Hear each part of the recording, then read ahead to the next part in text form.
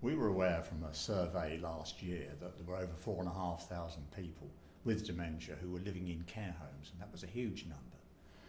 We're aware too from families that it's often quite hard to find a place in a care home that they think is suitable for any relative or friend, let alone ones with dementia, because we feel that people with dementia require an additional level of care and a particular level of expertise and knowledge over and above what is needed to care for people in general. So that was the reason we...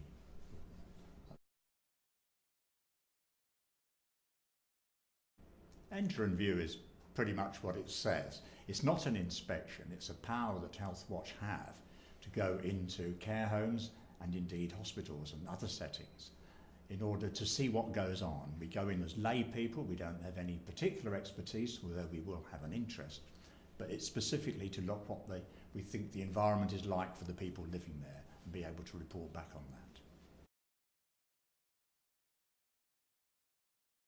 This was the particular aim of what we did, was to look for examples of good practice and not to look for just ways in which the care home has satisfied certain criteria, which would happen under other inspections.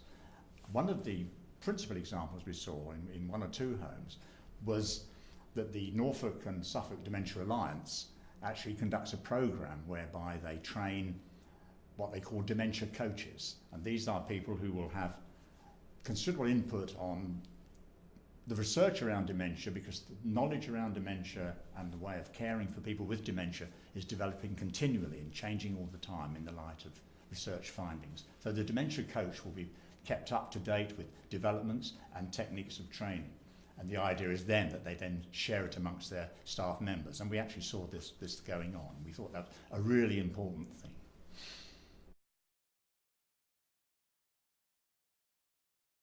The concern really is that we saw many examples of staff carrying out really good and what we thought were innovative ways of working with people with dementia, and yet there was no platform or system by which this practice could be shared.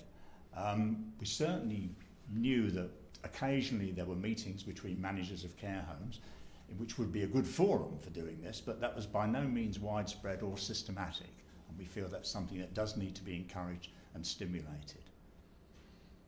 Perfect.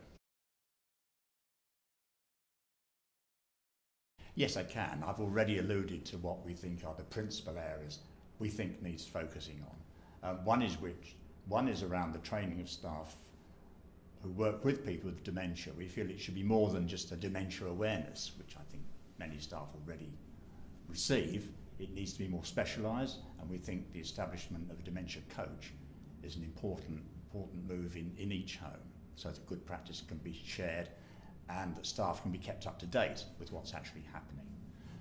The other one is around sharing knowledge generally. We've referred to the fact that there doesn't seem to be a forum in which good practice can be shared between care homes. Care homes operate very much in isolation, we felt, and there are many good things they are doing which don't necessarily get passed on because the staff carrying out this sort of work don't see it as in any way unremarkable, and sometimes it is, and it is truly innovative. Yes, inevitably, although we weren't carrying out inspections and we were specifically looking at the way care was afforded to people with dementia, we noticed other practices within care homes, some of which did cause some concern. One in particular was around adherence to infection control, because we know that infections can spread very rapidly with any care home setting. And we felt there should be a drive towards more regular and routine hand washing and so on. And I think these are good standard hygiene practices, but maybe they're not as rigorously adhered to as they might be. I hope we've given you a flavour of what's in our report, but the full report with many details and of course the evidence and observations which are contained in there can be read in full on the Healthwatch website.